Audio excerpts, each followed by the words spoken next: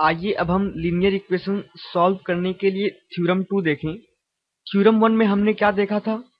Theorem 1 में हमने देखा था अगर किसी भी सिस्टम ऑफ लीनियर इक्वेशंस को Ax is equal to b के फॉर्म में रिप्रेजेंट किया गया है और डिटर्मिनेंट ऑफ ए की वैल्यू नॉन जीरो है, तो उस सिस्टम ऑफ लीनियर इक्वेशन का यूनिक सोल्यूशन होगा और वो solution x is equal to A inverse b से दिया जाएगा।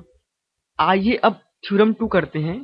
थ्योरम 2 में कहता है let Ax is equal to b a system of n linear equations in n unknowns.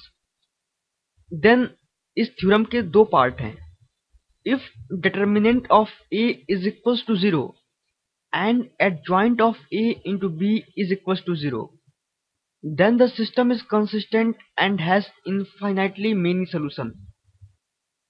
और सेकेंड पार्ट में कहता है if the value of determinant of a is equals to 0 and adjoint of a into b is non-zero, then the system is inconsistent।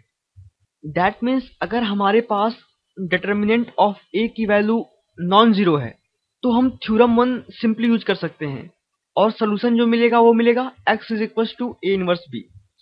लेकिन अगर determinant of a की value zero है तो हमें adjoint of a into b check करना पड़ेगा, और अगर adjoint of a into b भी जीरो है तो सिस्टम कंसिस्टेंट होगा और उस सिस्टम के इनफाइनाइट नंबर ऑफ सोल्यूशन होंगे। सिमिलरली अगर डिटर्मिनेंट ऑफ a जीरो है लेकिन adjoint of a into b non zero है तो सिस्टम इनकंसिस्टेंट होगा, और इनकंसिस्टेंट सिस्टम का मतलब क्या है कि उस सिस्टम ऑफ लीनियर इक्वेशन का कोई भी सोल्यूशन नहीं होगा। तो आइए इस थ्योरम को भी प्रूव करें।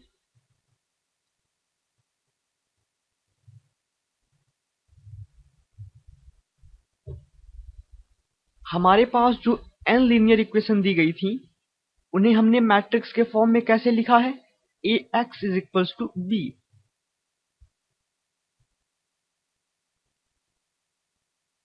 मान लीजिए ये इक्वेशन 1 है।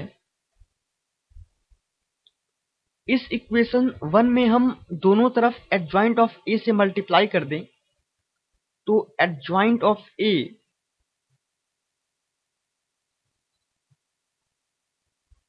Into ax is equal to adjoint of a into b।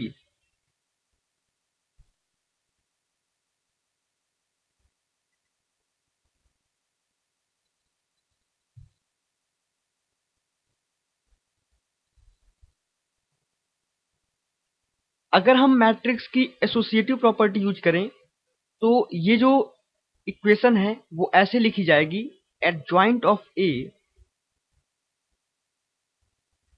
Into a into x is equal to adjoint of a into b।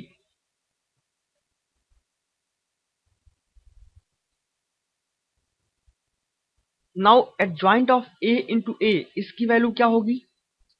Determinant of a into in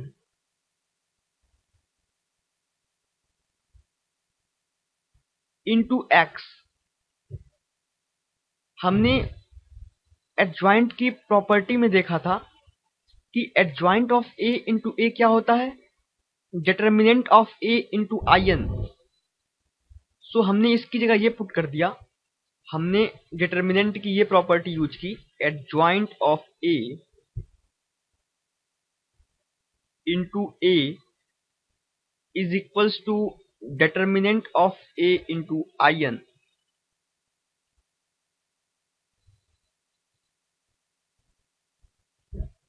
और ये वैल्यू हमने यहां पुट कर दी। तो determinant of a into in into x is equals to adjoint of a into b।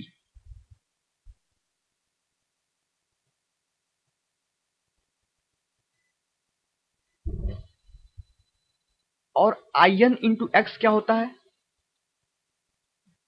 x कोई एक matrix है जिसमें हम एक आइडेंटिटी मैट्रिक्स से मल्टीप्लाई कर रहे हैं, तो in इंटू x क्या होगा? x, और इस x में हमने डिटर्मिनेंट ऑफ a से मल्टीप्लाई किया, तो ये हो जाएगा determinant of a into x is equals to adjoint of a into b।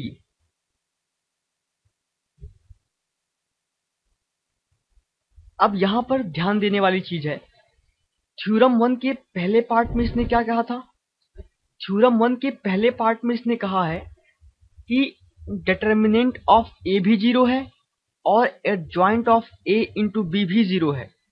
अगर डिटर्मिनेंट ऑफ a जीरो है तो ये पूरा एक्सप्रेशन क्या होगा? जीरो। और अगर adjoint of a into b भी जीरो है, that means zero is equal to zero. अगर x की हम कुछ भी वैल्यू रख दें, कुछ भी रखें, तो anything into zero is equal to zero, और adjoint of a into b पहले से ही जीरो है। दैट मीन्स x की हर वैल्यू के लिए ये इक्वेशन सेटिस्फाइड है।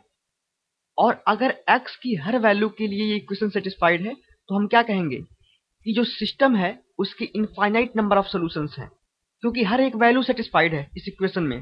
तो यहां से पहला पार्ट प्रूफ होता है। सो ax is equals to b has infinite number of solution।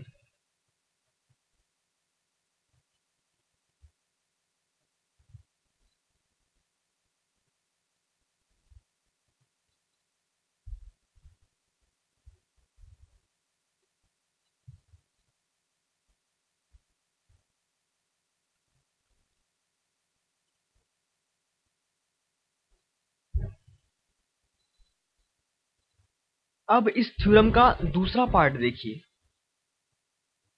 दूसरे पार्ट को भी यहां तक तो हम ऐसे ही सॉल्व कर सकते हैं, लेकिन जो ये इक्वेशन बनकर आएगी, इस इक्वेशन में आप ध्यान दीजिए। दूसरे पार्ट में ये कहा है कि डिटर्मिनेंट ऑफ ए जीरो है, लेकिन adjoint of A into b non zero है। अगर डिटर्मिनेंट ऑफ ए जीरो है तो इस पूरे एक्सप्रेशन की वैल्यू क्या होगी? जीरो। और ये कहा है कि adjoint of A into b non zero है। दैट मीन्स ये कह रहा है कि zero is equal to non zero. Is it possible? नहीं। एक्स की हम कुछ भी वैल्यू रख लें, लेकिन जब उस वैल्यू को हम जीरो से मल्टीप्लाई करेंगे तो ये वाली टर्म तो हमेशा जीरो होगी। लेकिन थ्योरम के सेकेंड पार्ट में ये कह रहा है कि adjoint of A into b zero नहीं है, तो एक्स की किसी भी वैल्यू के लिए ये इक्वेशन सेटिस्फाई नहीं कर रहा। और जब x की किसी वैल्यू के लिए ये इक्वेशन सेटिस्फाई नहीं कर रहा, तो हम कहेंगे कि सिस्टम इनकंसिस्टेंट है और सिस्टम का कोई सोल्यूशन नहीं है। That means for part two के लिए हमारे पास for part two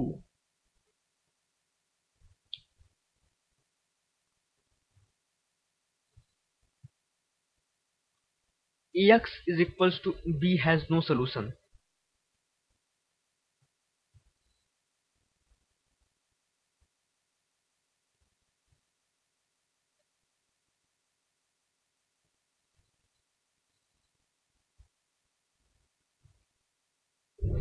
part two के लिए भी आप सिमिलरली प्रोसीड करेंगे, यहां तक तो ऐसे ही आएंगे, लेकिन जो पार्ट टू में कंडीशन दी गई है x की किसी भी वैल्यू के लिए, वो कंडीशन सेटिस्फाइड नहीं है, इसलिए ax is equal to b का कोई सोल्यूशन नहीं होगा।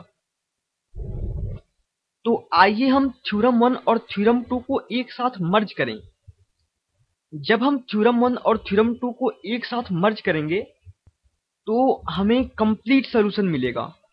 n लीनियर इक्वेशंस के कंप्लीट सॉल्यूशन मिलेंगे और हमें यह भी पता चलेगा कि सिस्टम कंसिस्टेंट है या इनकंसिस्टेंट है, सिस्टम का यूनिक सॉल्यूशन है, इनफाइनाइट सॉल्यूशन है, या सॉल्यूशन ही नहीं है। तो अगर हमारे पास determinant of A non zero है तो हम तुरंत कह देंगे कि सिस्टम का यूनिक सॉल्यूशन है, और वो जो सॉल्यूशन है वो x is equals to A inverse b से गिवन है। और अगर डिटर्मिनेंट ऑफ ए जीरो है तो हमें अब adjoint of A into b की वैल्यू चेक करनी होगी। अगर ये भी जीरो है तो सिस्टम के इनफाइनाइट सॉल्यूशन है, और अगर ये जीरो नहीं है तो सिस्टम इनकंसिस्टेंट है, दैट मीन्स सिस्टम का कोई सोल्यूशन नहीं है।